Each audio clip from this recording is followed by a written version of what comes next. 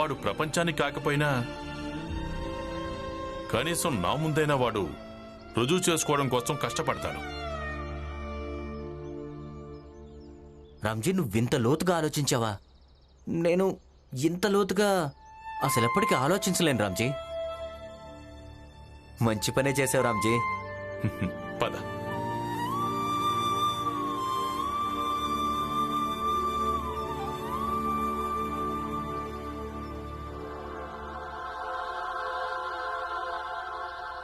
భీమ్రావ్,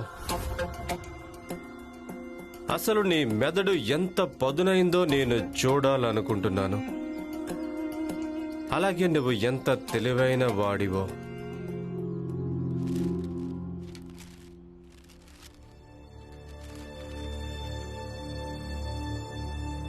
నాకేమీ అర్థం కావటం లేదు.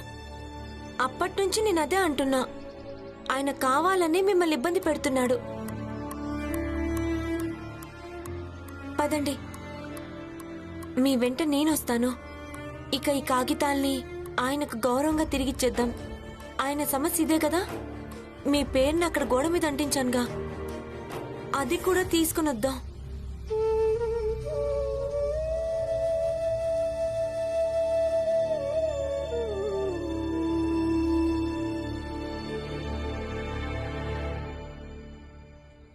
ఇంకేం ఆలోచించకండి.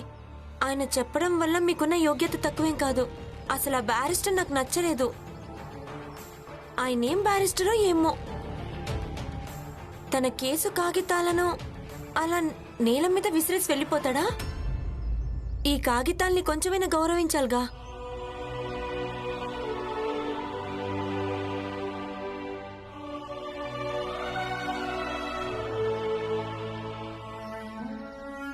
మీరేమంటారో నాకు తెలుసు. నిన్నట్నుంచి మనమిద్దరం మాట్లాడుకోవడం లేదు, మరి నేనెందుకు మాట్లాడతానని. ఒకసారి ఇద్దరం కలిసి బ్యారిస్టర్ పని పూర్తి చేశాక ఆ తర్వాత మనం ఒకరితో ఒకరు మాట్లాడుకుందాం. త్వరగా పదండి. ఇదిగో జోకు అన్న, హితేష్ అన్న, ఒక మంచి విషయం చెప్పాలి. నిర్ణయం జరిగిపోయినట్టే. భీమ్ ఇంకా రమ ఇద్దరు బారిస్టర్ దగ్గరికి వెళ్తున్నారు. అదే బారిస్టర్ గారు భీమ్రావుకు ఏ కాగితాలను ఇచ్చారో ఆ వీతానికి అర్థమే కాలేదు. ఈ రమ భీమ్రావు పేరు అక్కడ అంటించింది కదా, దాన్ని కూడా తీసుకురావడానికి వెళ్తున్నారు. అసలు నేను ముందు నుంచి చెప్తున్నాను, ఈ భీమ్ ఉన్నాడు కదా, చేతకాని వాడని. కేవలం నీటి బుడగ అంతే, పగలడం తప్పదు. కాదు, నీటి బుడగ పగిలిపోయింది. ఇదిగో భీమ్ కుటుంబ సభ్యులు చాలా ఎగిరిపడ్డారు కదా భీమ్ గురించి. ఇప్పుడు చెప్పండి, భీమ్ అలాంటి వాడు, ఇలాంటి వాడు. ఇప్పుడు చూడండి భీమ్ ఎలాంటి వాడు. వాళ్ళంతా మీలాగా కాదు, అకారణంగా ఏదో ఒకటి మాట్లాడడానికి.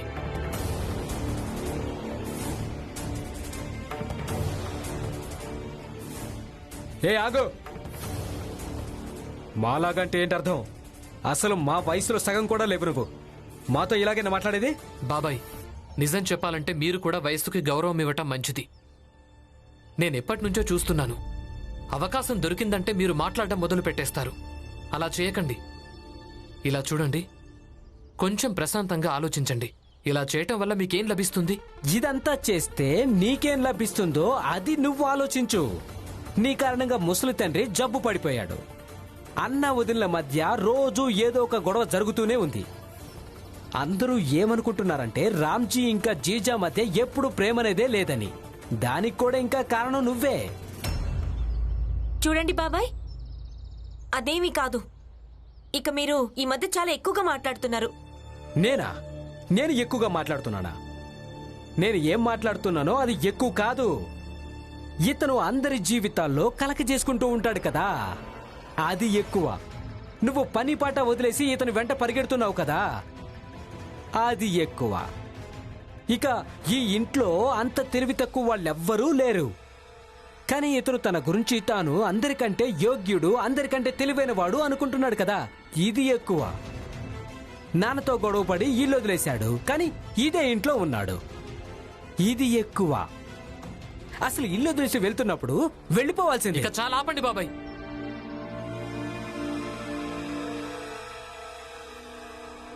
నేనెప్పుడు కూడా ఒక్క మాట అయినా మాట్లాడకుండా మొత్తం వింటూ ఉంటాను కదా, దాని అర్థం మీ మనసుకు ఏదనిపిస్తే అది మాట్లాడొచ్చని కాదు. ఏయ్, మొదటి విషయం నువ్వు నన్ను బాబాయ్ అని పిలవకు. నీలాంటి కొడుకు, అన్న, బంధువు, పక్కింటి వాడు నాకు దొరుకుంటే అంతకంటే గొప్ప విషయం ఇంకేది ఉండదు. ఇక రెండో విషయం, నేనేమైనా మాట్లాడతాను. ఏం చేస్తావు? పద. ఏ ఆగో, అరే ఎక్కడికి వెళ్తున్నావు? జోకు వాణ్ణి వదులు. లేదు లేదు, ఇతనేం చేస్తాడో నేను చూస్తాను. జోకు బాబాయ్, మా తమ్ముడిని వదిలేయ్.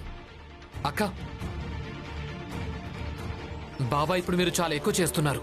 నా చెయ్యి వదలండి, నన్ను వెళ్ళనివ్వండి. అరే, ఎక్కడికి వెళ్తావు? ఏమైనా జడ్జ్ అయిపోతావా? వదలండి బాబాయ్.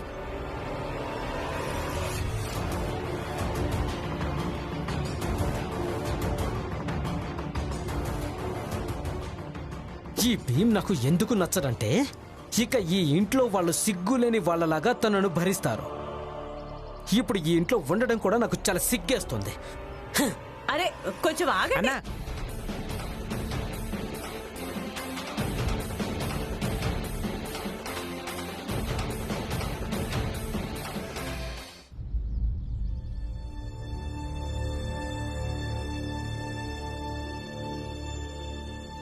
ఏం ఆలోచిస్తున్నారు సార్?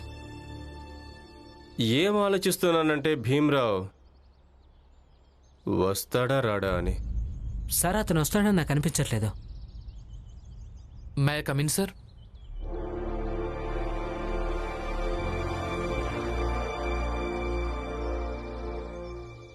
రా భీమ్రావ్, లోపలికి రా. అలాగే ఈ కేసులో ఎలా గెలవడం జరుగుతుందో చెప్పు.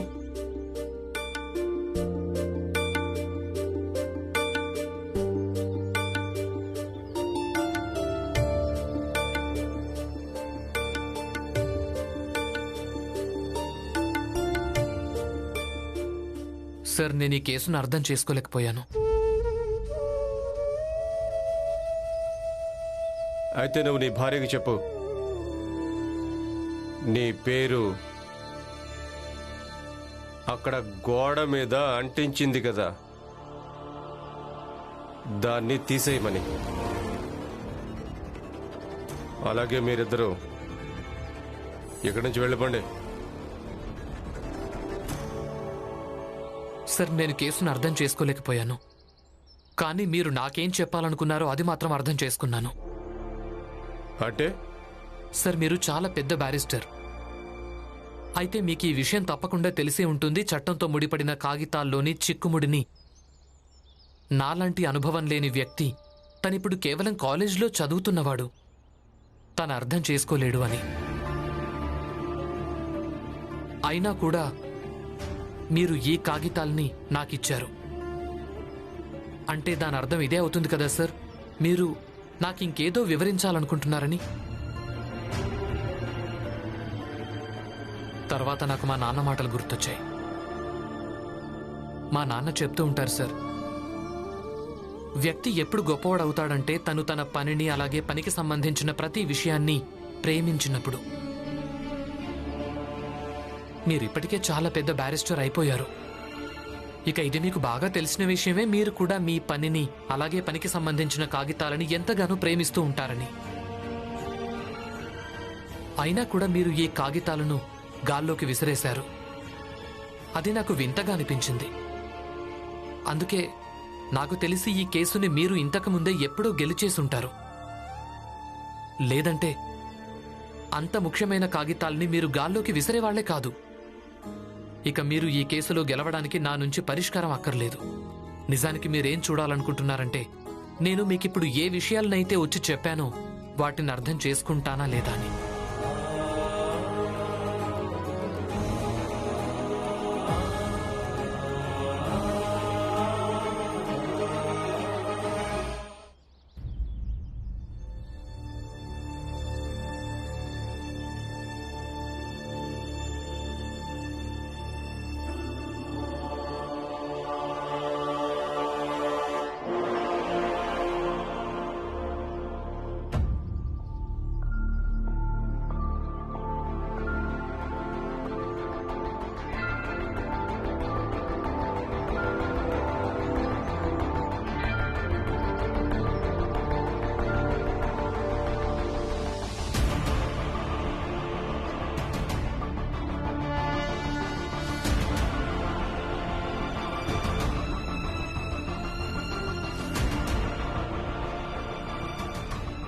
దీన్ని నేను నా దగ్గరే ఉంచుకుంటాను. ఒకవేళ నువ్వు ఏ రోజైనా బారిస్టర్ అయిపోతే నేనే స్వయంగా నా స్వహస్తాలతో దీన్ని అదే గోడ మీద అంటిస్తాను.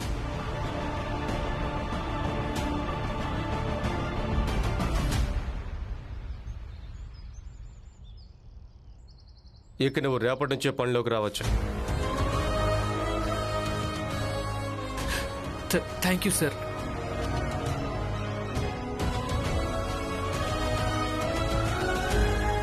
నేను మిమ్మల్ని ఏదైతే అన్నానో దానికి నన్ను క్షమించండి.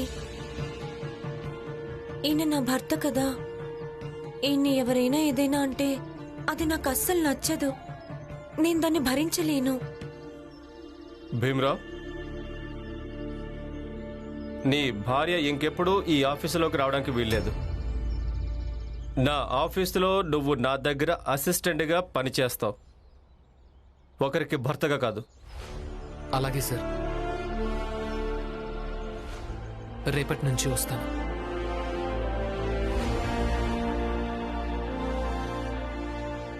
సేట్ గారు, అది ఇంతకు ముందు ఉద్యోగం నా ఆరోగ్యం బాగోలేక దూరమైంది. పని కోసం వెతుకుతున్నాను. ఒకవేళ మీ దగ్గర ఏదైనా పని ఉంటే. నువ్వేం పని చేయగలవు? సేట్ గారు, ఏదైనా సరే చేస్తాను. మీరేం చెప్పినా అది నేను చేయగలను. నా దగ్గర ప్రస్తుతం పనేం లేదు. లెక్కలు చూడాలి. ఇది చేయగలితే చెప్పు. నేను ఈ పని ఎప్పుడూ చేయలేదు, కానీ భీమ్ ఇంకా నాన్న ఈ పని చేశారు. వాళ్ళ దగ్గర సహాయం తీసుకున్నానంటే మెల్లమెల్లగా ఈ పని నేర్చుకోగలను. నేను అడుగుతోంది నిన్నే. చేయగలవా చెప్పు. చేస్తాను. సరే, రేపటి నుంచి పనిలోకి రా. ధన్యవాదాలు సేట్ గారు, మీ సహాయం ఈ జన్మలో మర్చిపోలేను. ఆగు, ఒక ముఖ్యమైన ప్రశ్న అడగాలి. ఇంతకీ నీ జాతి ఏంటి?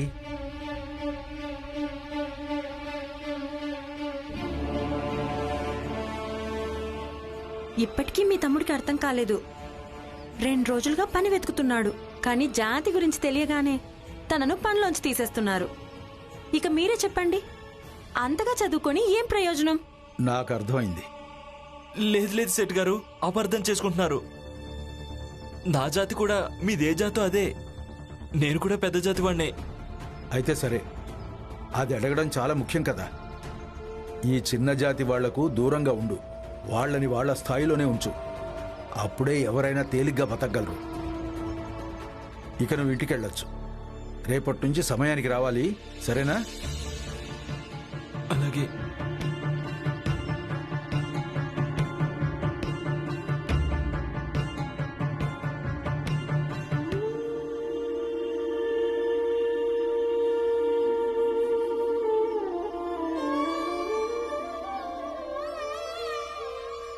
భీమ్, నీలాగా నేనేమీ యోధుణ్ణి కాదు. నాకు తెలుసు ఈ విధంగా జాతిని దాచడం తప్పని. కానీ ఇప్పుడు తప్పొప్పుల కంటే ముఖ్యమైనది ఏంటంటే నేను పని చేయడం, డబ్బు సంపాదించాలి, అలాగే మన ఇంటి పరిస్థితిని చక్కబెట్టాలి.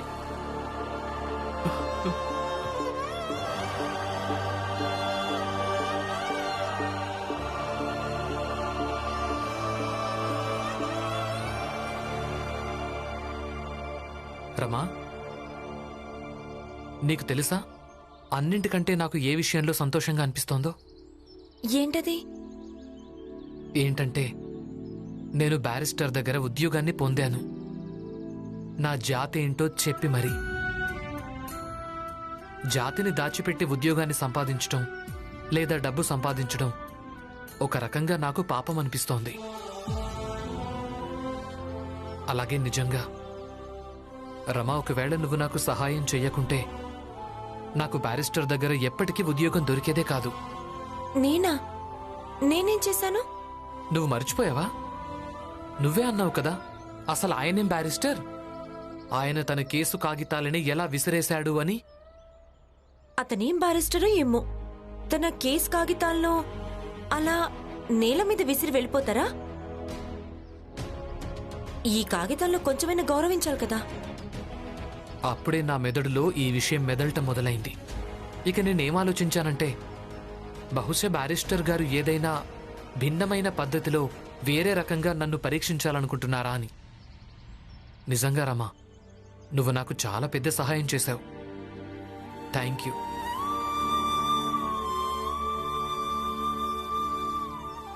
నేను నీకొక మాటిస్తున్నాను. నేను చాలా కష్టపడతాను. అలాగే ఒకరోజు చాలా పెద్ద బ్యారిస్టర్నై చూపిస్తాను. తర్వాత ఈ బ్యారిస్టర్ గారు కూడా నా పేరు స్వయంగా ఆయనే తన గోడ మీద అంటించుకుంటారు. నువ్వు ఏ నమ్మకమైతే చూపించావో రమా, ఆ నమ్మకాన్ని ఎప్పటికీ నేను వమ్ము కానివ్వను.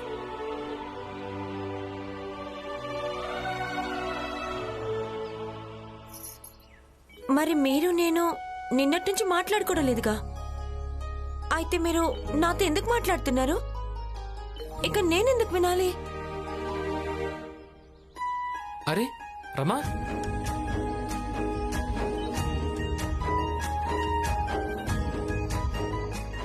భీమ్ ఇంకా ఆనంద్కు ఉద్యోగాలు దొరికాయి. అందుకని నాకు చాలా సంతోషంగా ఉంది. తీసుకోండి మీరా గారు, మీరు తీసుకోండి. తీసుకో, ఈరోజు చాలా సంతోషకరమైన రోజు. తీసుకో జీజాబాయ్.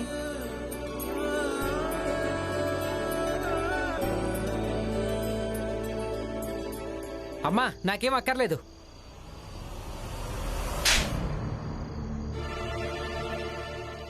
భీమ్ కాగితాలపై నీళ్లు పోయడానికి నువ్వే వెళ్ళావు కదా. చూడు, తనకు ఉద్యోగం దొరికింది. తిను.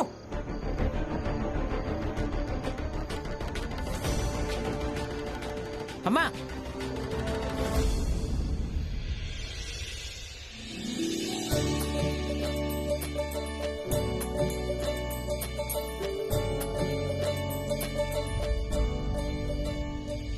అవునులే, బారిస్టర్ గారు తన దగ్గర నౌకరికి ఉద్యోగం ఇచ్చాడు. ఏదో బారిస్టర్ నేను చేయలేదు కదా. అవుతాడు బాబాయ్, అది కూడా అవుతాడు. ఇక మీరు ఇప్పటికైనా ఒప్పుకోండి, మా భీమ్ కొంచెం ప్రత్యేకమని. అలాగే ఒప్పుకుంటాంలే, కానీ ఎప్పుడు తను బారిస్టర్ అయినప్పుడు కదా.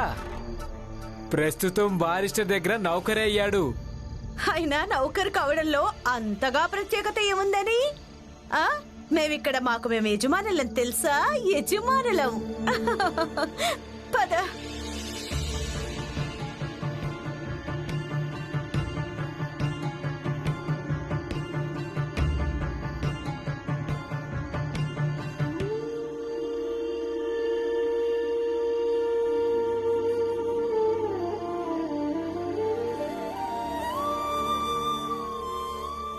నీ కోరిక నెరవేరింది కదా, నువ్వు ఉద్యోగం చెయ్యాలనుకున్నది.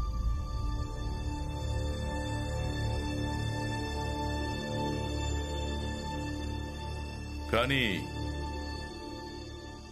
బారిస్టర్ గారి దగ్గర ఉద్యోగం చేయడం వల్ల నాకు ఎటువంటి అభ్యంతరం లేదు.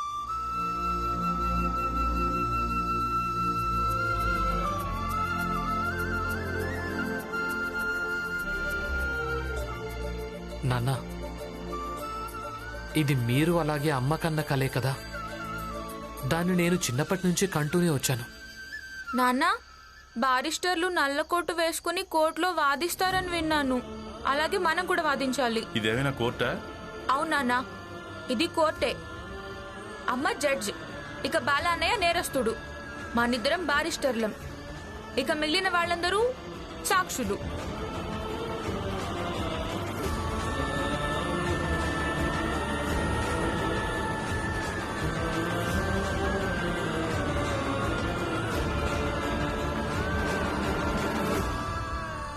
వెళ్ళు, నువ్వు నీ సామాన్లు తీసుకుని ఇంటికి తిరిగి వచ్చాయి.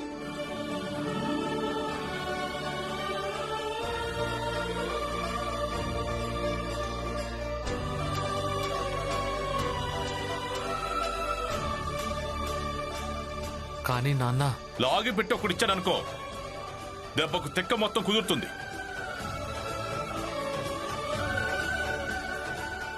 ఈ కానీ గిని ఏం లేదు. ఇక వెళ్ళు, నీ సామాన్ తీసుకుని వెంటనే మన ఇంటికి తిరిగి వచ్చాయి.